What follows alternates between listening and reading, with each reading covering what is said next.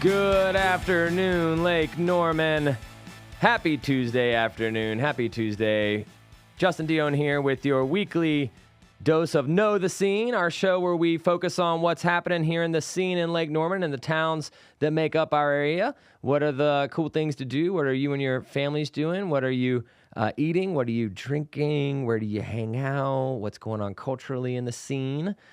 So excited to have you all listening today. Thank you for listening. By the way, if you're not listening on the radio, you can be watching on, you can watch the show on Facebook or YouTube, and you can also be sure to subscribe to whichever podcast app that you use. You can look up WSIC Know the Scene and subscribe to it, and then you will automatically get updates after every show is aired. So you can listen to it after the show. And what's even cool is if you've just started listening, you can go back in time and listen to all the past episodes of the wonderful folks we've had the chance to speak to.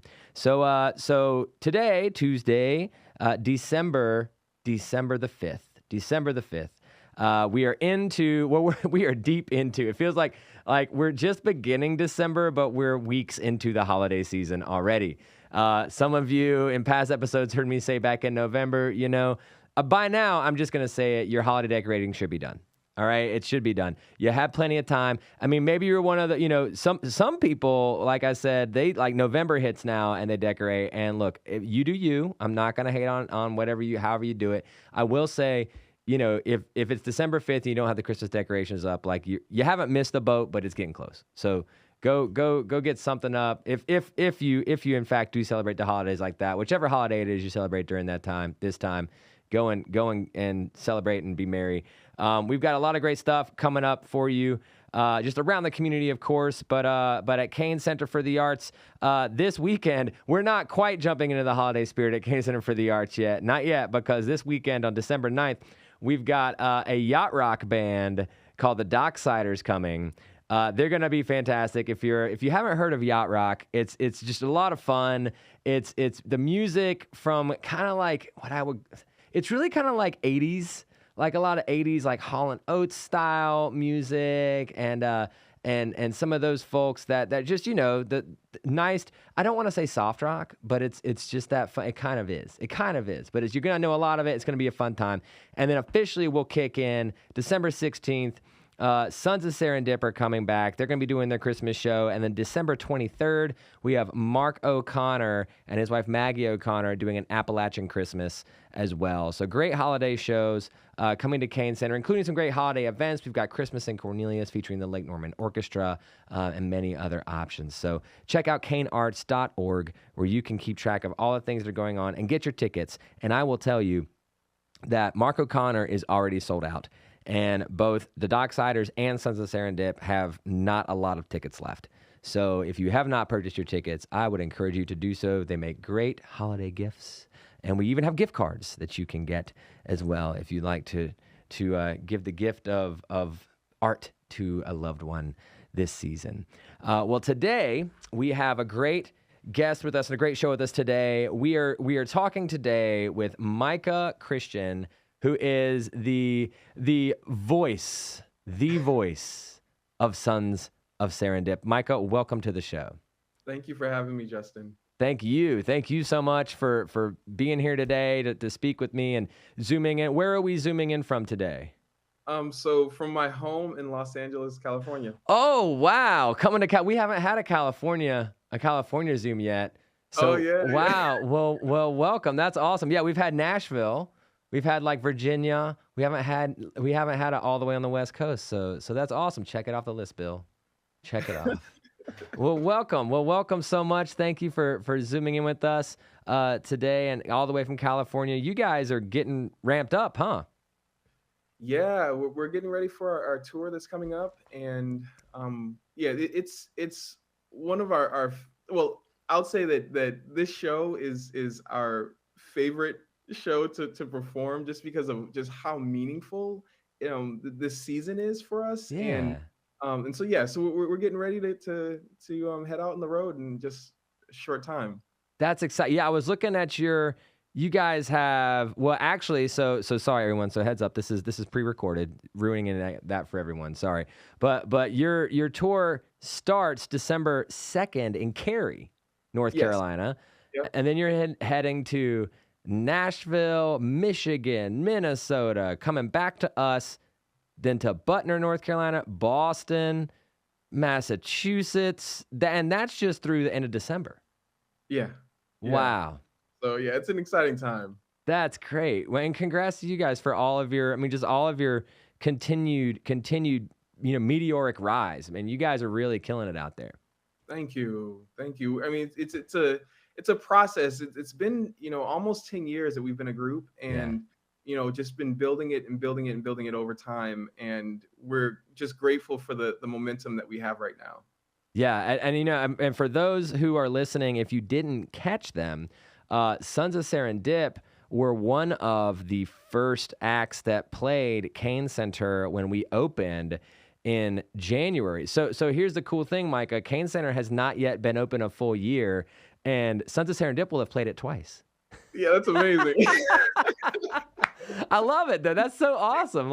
And you guys made such a big impact, and I'm a big fan, by the way, of Mark, your agent. He's a great guy, and he and I hit it off well. And so when I heard that there was a potential Christmas show, I even heard possibility of it, I immediately emailed Mark. I was like, Mark, get me on the list, man.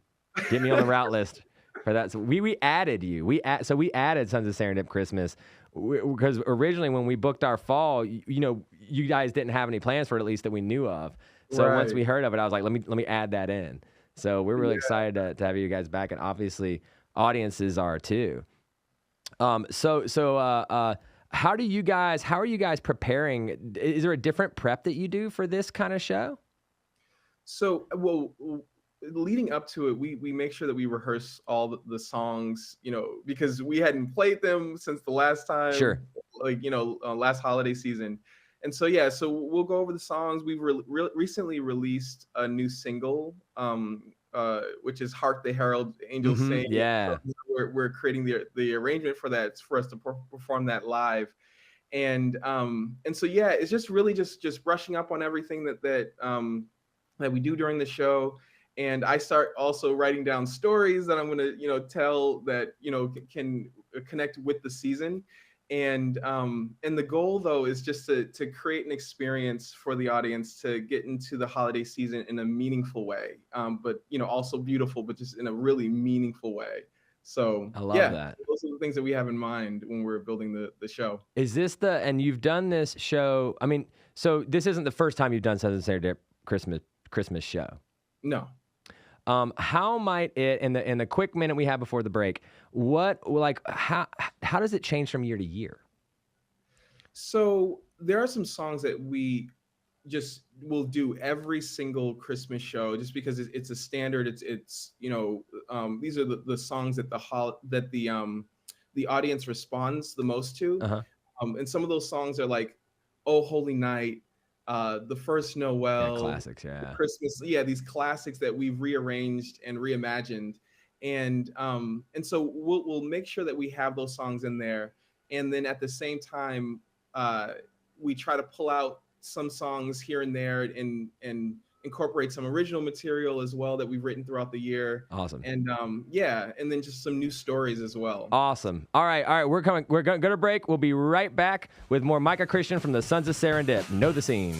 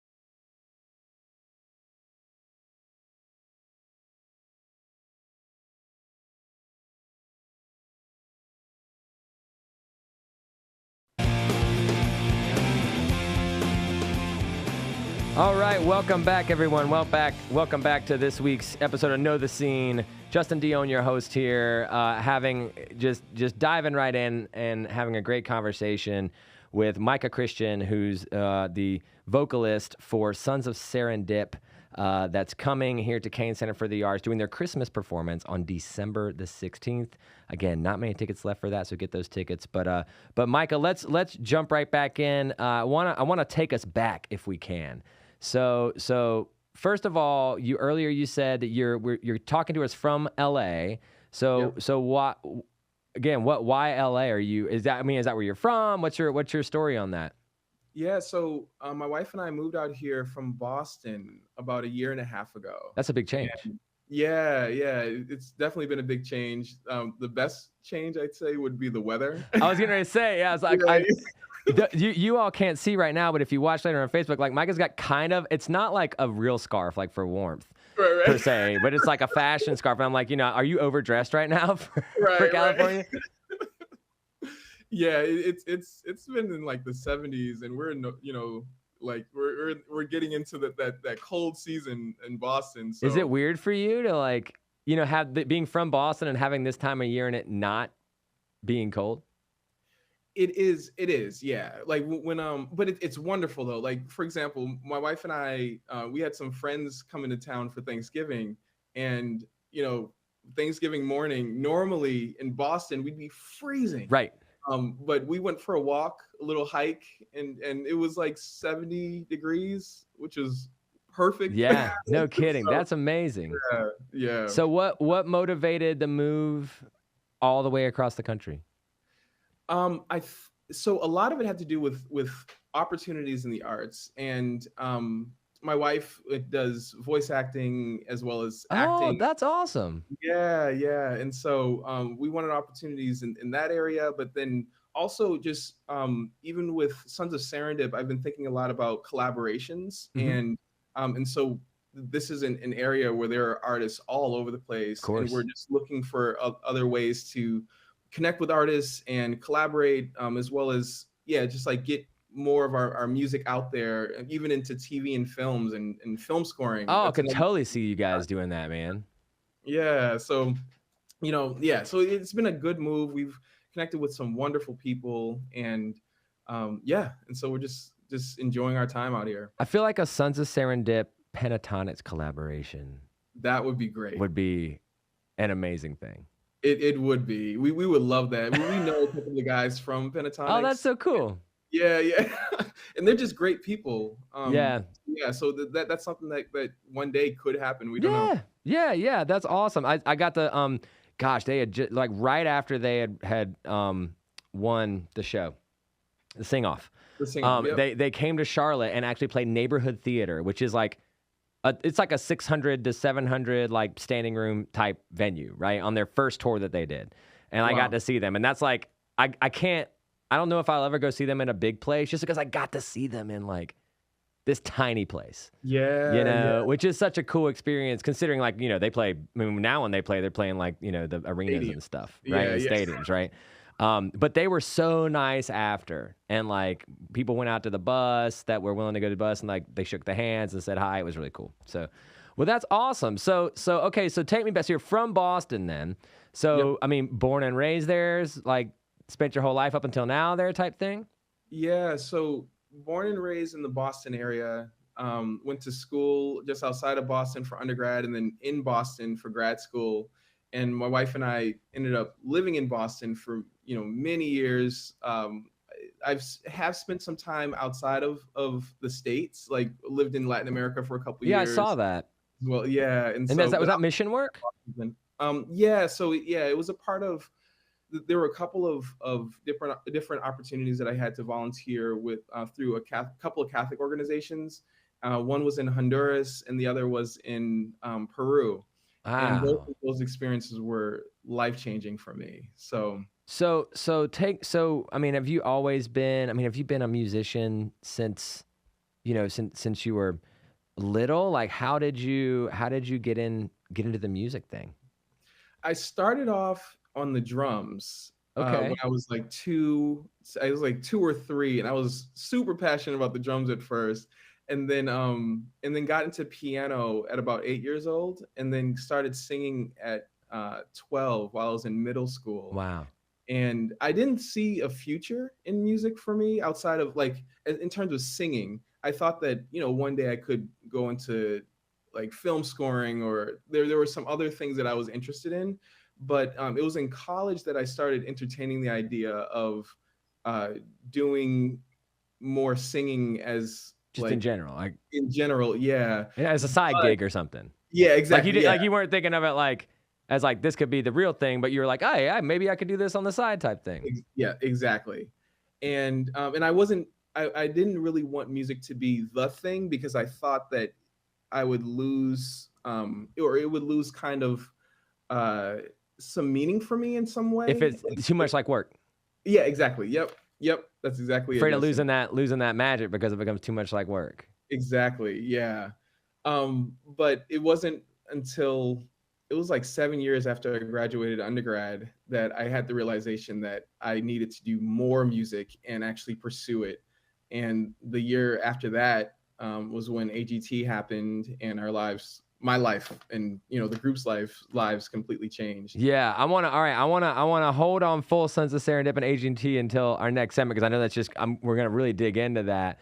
But Yeah. tell me more about, you know, so because when I'm looking at, you know, as I was reading your bio and stuff, I mean, you did some acapella stuff Yep. during the summers with was that a college group? Yeah. So it was during college. I had an opportunity to audition for a group called Hyena Sound, which is a 10-guy a cappella group that's dedicated to Cape Cod during the summers, and they do 90 to 100 performances each summer. Wow. So I auditioned my freshman year, got in, and did that, you know, after every summer or during every summer, all the way through college.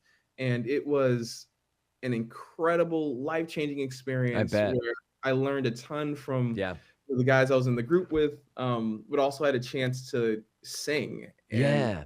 sing a lot. Yeah. Well, So, like, you know, like that's the thing, like acapella, like, cause that tells me a lot right there to how you, cause then, you know, as I've looked at your story and everything, we'll talk more about the Sons again next thing. But, you know, I keep kind of going like, where did he come from? I mean, yeah, I mean, like, you know, Micah's super talented. You guys do this amazing arranging. Your voice is beautiful. And I'm like, but you know, but it's like, it doesn't, it's non-traditional, it seems like, how you got there compared to people who are like, well, I went to undergrad for voice, and then Right. I went to, you know, and I went to X conservatory and studied voice and this and this.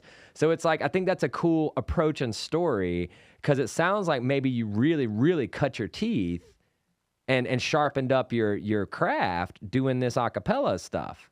Yes, that's exactly what happened. During those summers, I mean, we were rehearsing 6 to 8 hours a day for Ooh. the first 2 weeks, and then it was just nonstop performances.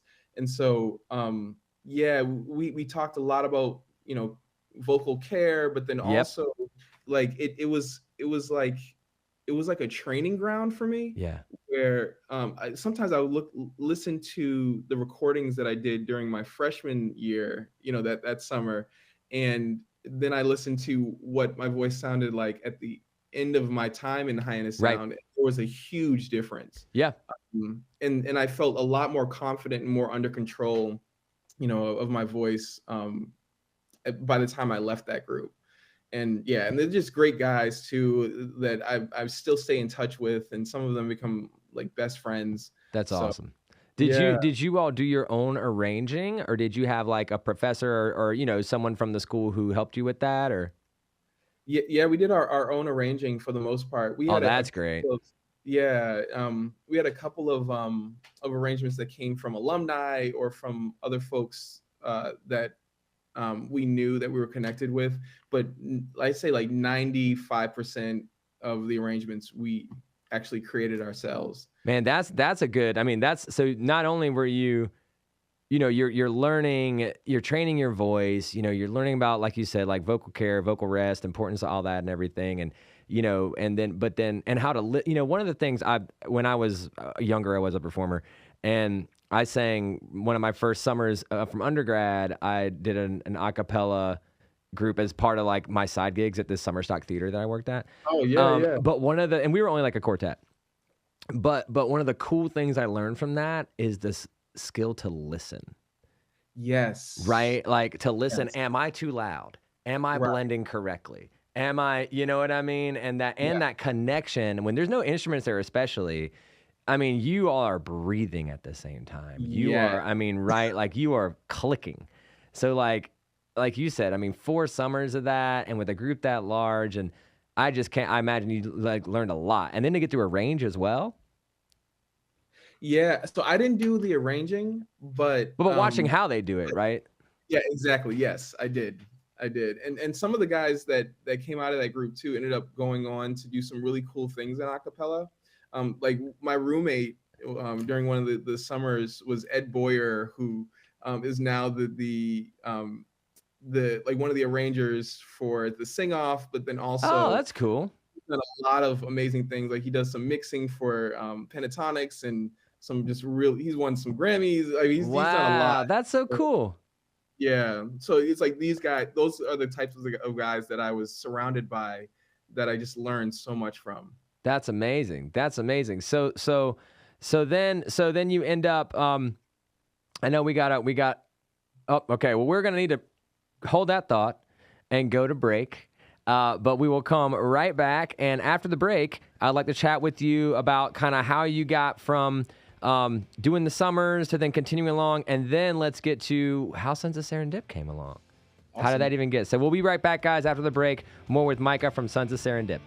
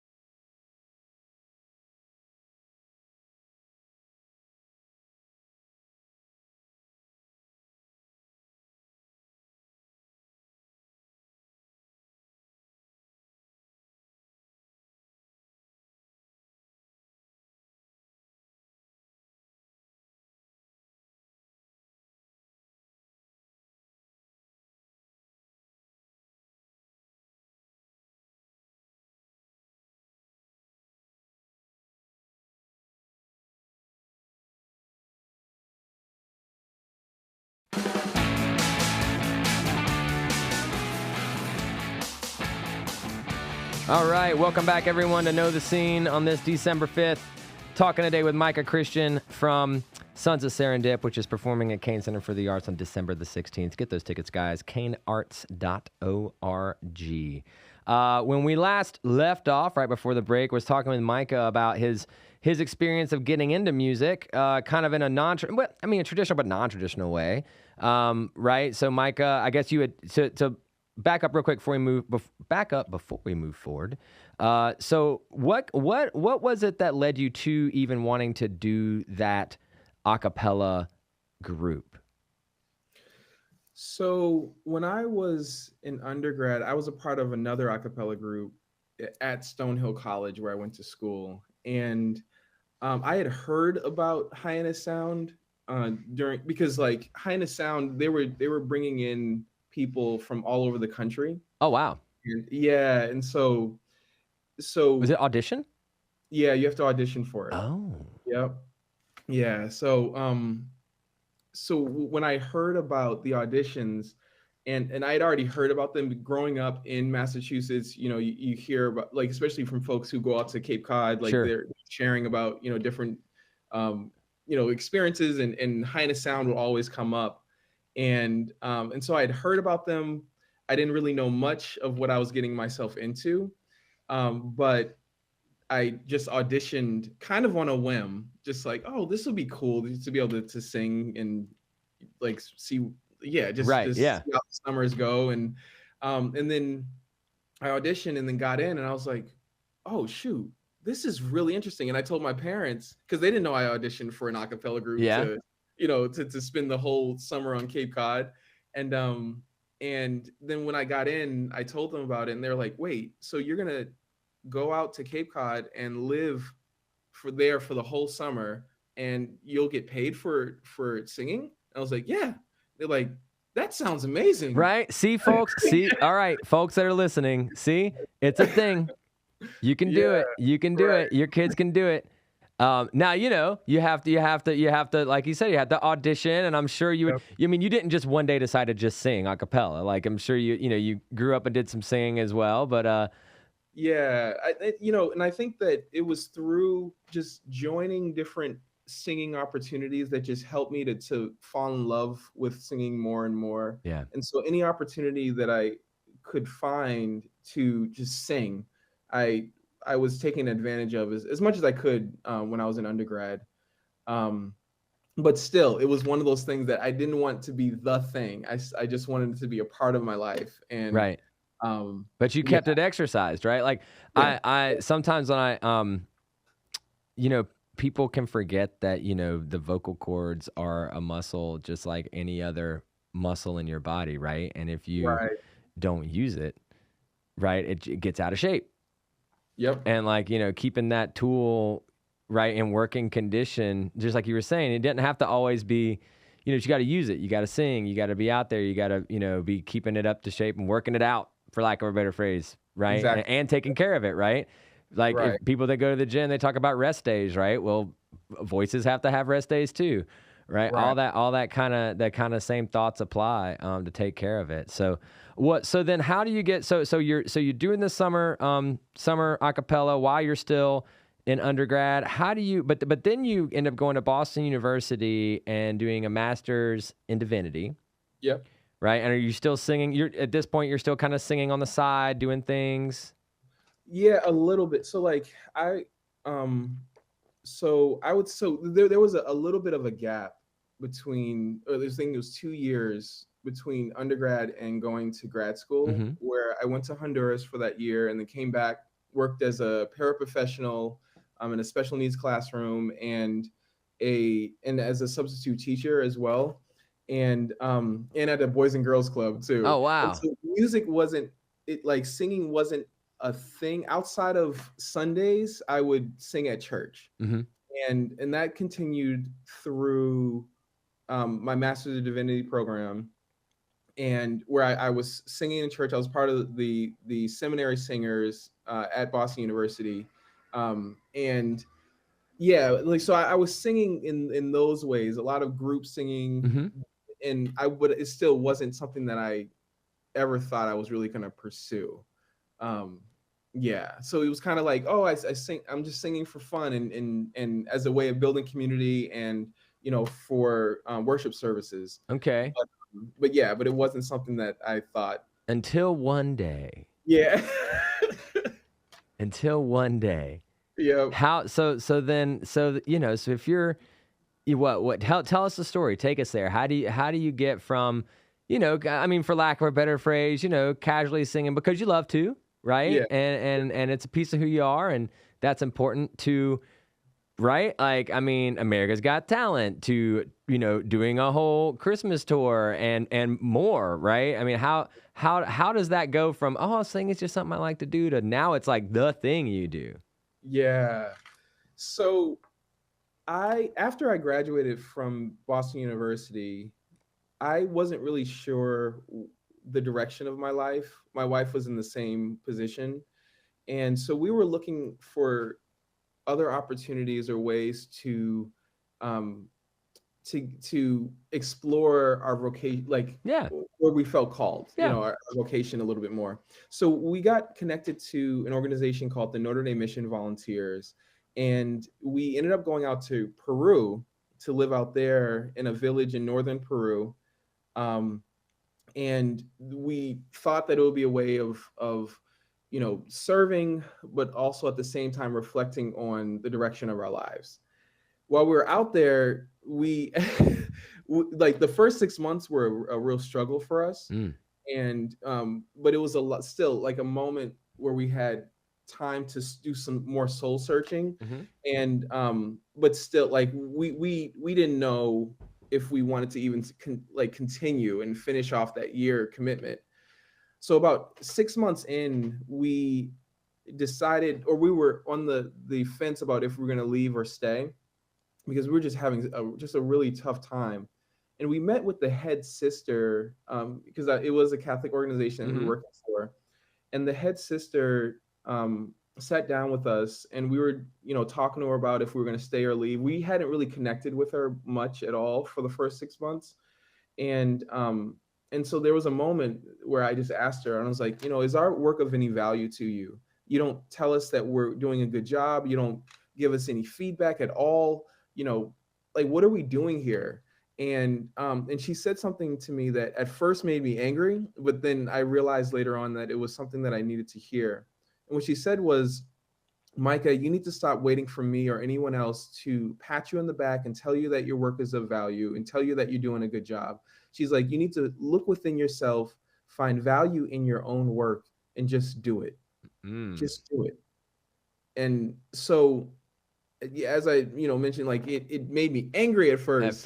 But then but then when I reflected on it, it was actually something that I really need to hear. And I realized that music was kind of at that point on the margins of my life. And it wasn't like a central part of my life, like something that I was pursuing. And I think, and what I reflected on was that it was one of those things that I was looking for validation, for others to tell me that this is worth pursuing. The work was of value. And instead I just started looking within and saying, and finding value in my own gifts that I've been given, and just saying, you know what, this is something I actually love to do.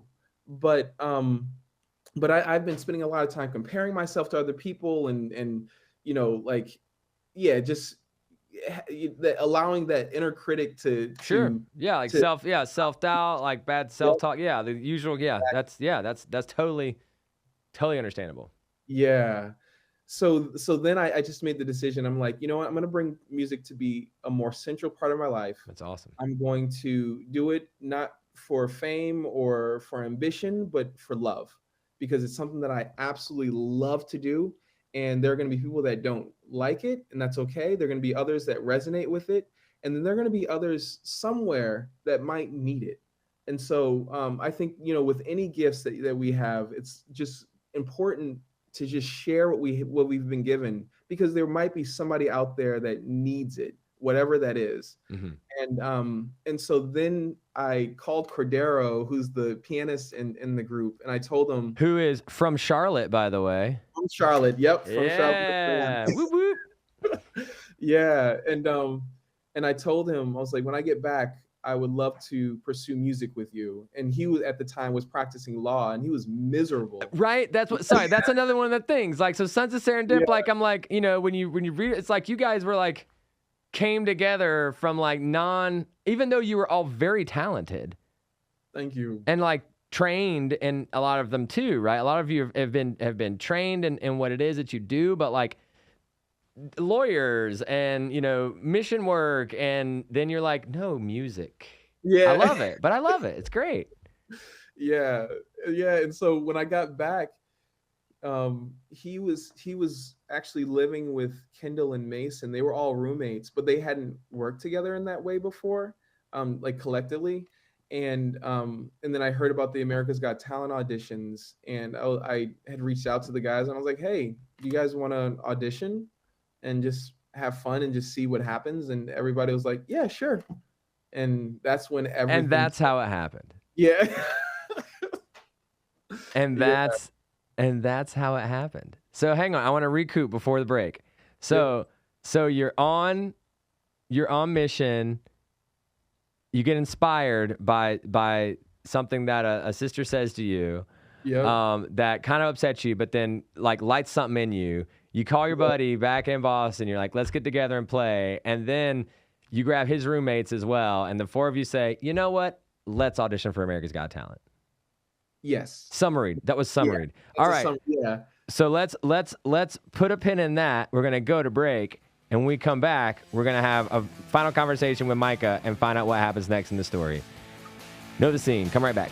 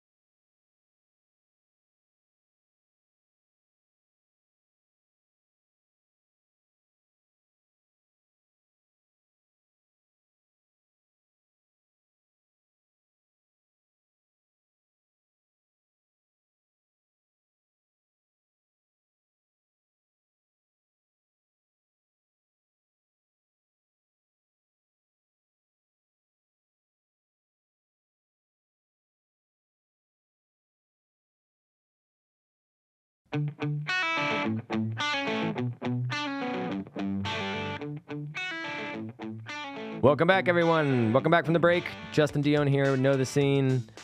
Having a great afternoon conversation with Micah Christian, vocalist from Sons of Serendip, who again is coming December 16th. Get those tickets, canearts.org. Micah, we are having a great conversation. Right before the break, we had just gotten up to you and your friends got together to do an audition for America's Got Talent.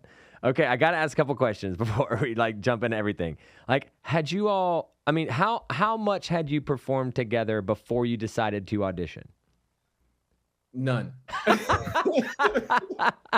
So I had worked with Cordero before, and he and I had a very similar have very similar musical sensibilities, and at that time we had tried to create some stuff together, but nothing was serious up until the audition, and that was actually our first performance publicly.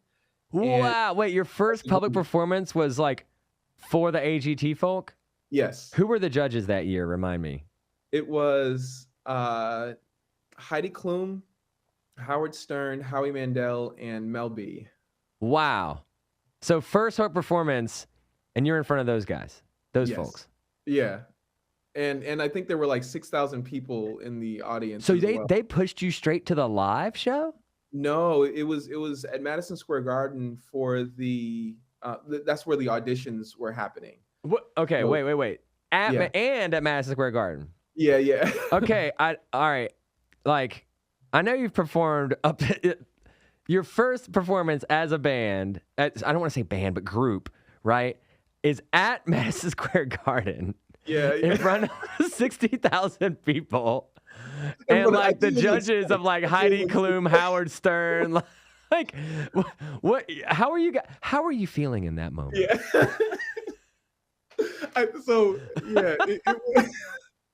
It was one of those moments where, so we had been in touch with them before that audition. Because you had to submit something, I'm sure, right?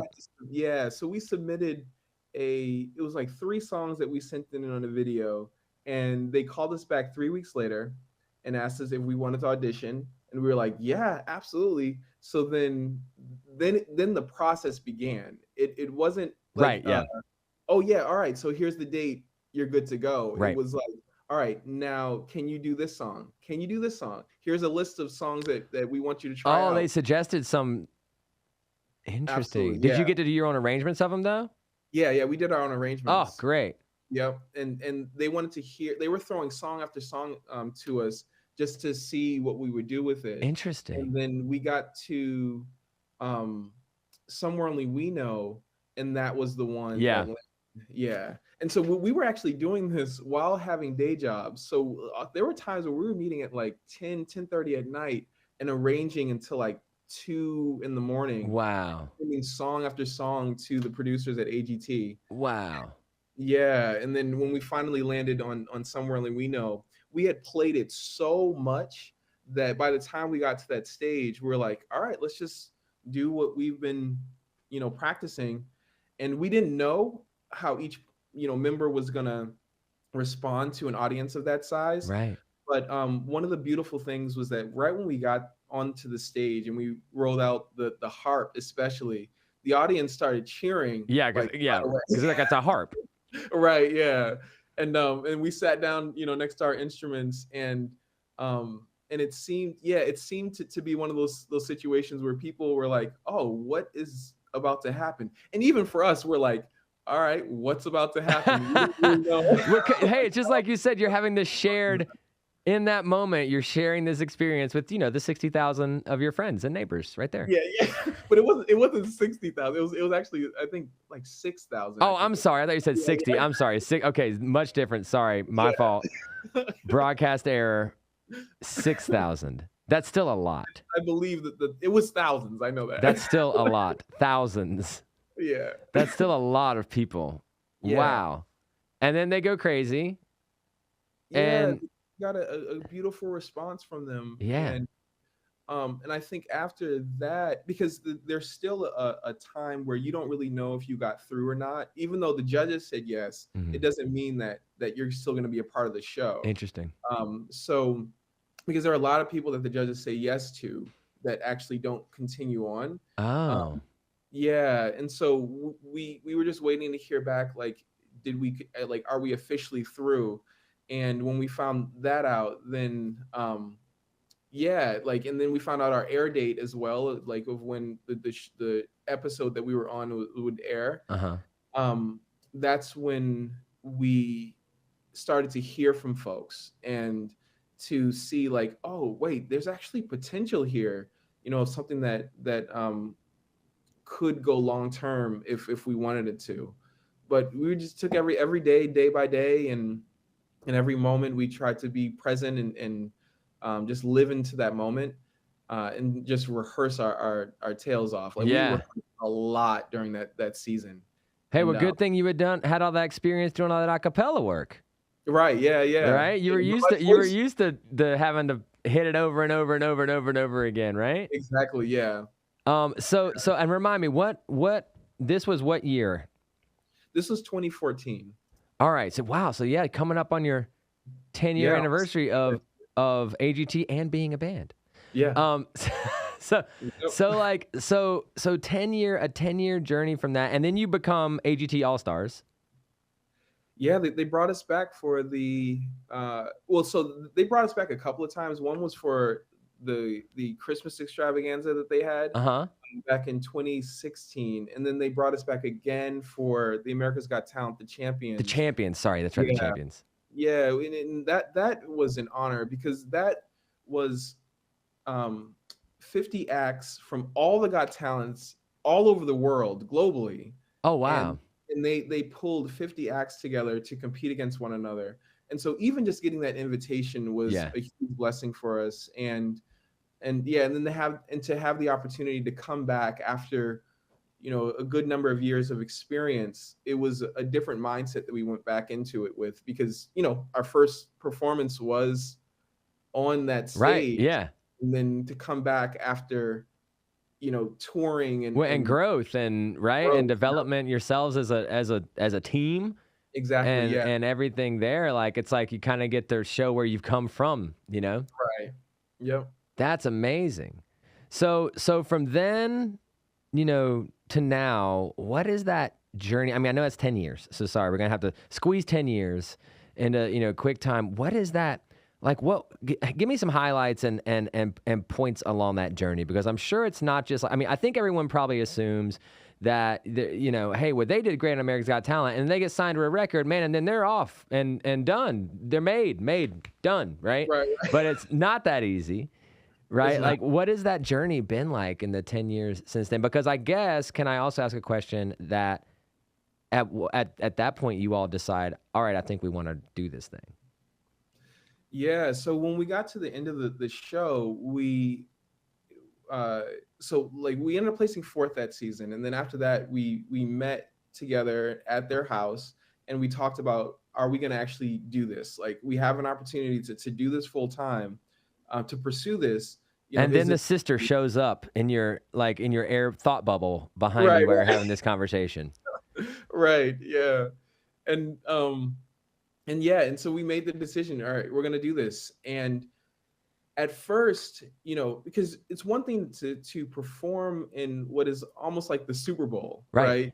But it's a whole nother thing to stay in the league. Right. And so we had to develop a different mindset, even just like developing a show, like a concert for an audience that, like they're expecting an hour to 2 hours of music. And so that's something that I had to learn a lot of, like, during that season, is just like, how do I MC a concert? Yeah. As the lead vocalist of the group. And at first I had a ton of anxiety. Like, I didn't know what I was doing. But we kept plugging away. We kept getting bookings and we kept building the show. And that's awesome. And then over the years, like my confidence has grown. Our confidence as a group has grown a lot. And we feel, and I think a lot of that has to do with the support that we've received from people, where it's like, it's not just about a performance, but it's about connection with human beings. Yeah. And the responses that we've received have been really heartfelt and human. And I think that that's helped a lot with helping us to feel like the work that we're doing is meaningful. It's not just about entertainment, but it's about, yeah, making that connection and building those relationships and helping people to, have a moment to reflect on their own lives too, through the music and the storytelling, and having a moment to laugh, and as well as, like to feel some of the other emotions that can come out during a concert that folks may maybe find meaningful. I love that, and that's the truth, man. Your shows, your performances really are like you guys. And again, nothing against this if this is what some acts do. You guys don't just get up, start the show, end the show, wave, thanks, good night. You really do, like you said, take people through a journey. You do a wonderful job of emceeing and telling stories. In the short time that we have left, we've got like 45 seconds left. Christmas show, you're going to tell us some stories as well, you said? Oh, absolutely. Yeah. It'll be a mixture of songs that people have heard, and love, like the normal traditional holiday songs, but done in a way that we hope that folks feel like they're hearing them again for the first time. I love it. And also, some meaningful stories and fun stories from the holidays, as well as just connecting with the audience in some other ways as well, too. It's going to be so good. Well, thank you, Micah, so much for your time today, all the way from California, zooming in. You guys make sure to get those tickets if we have any left for Sons of Serendip coming December 16th for their special Christmas performance. This is Justin Dionne. Thank you guys so much for listening. Know the Scene. We'll see you next week.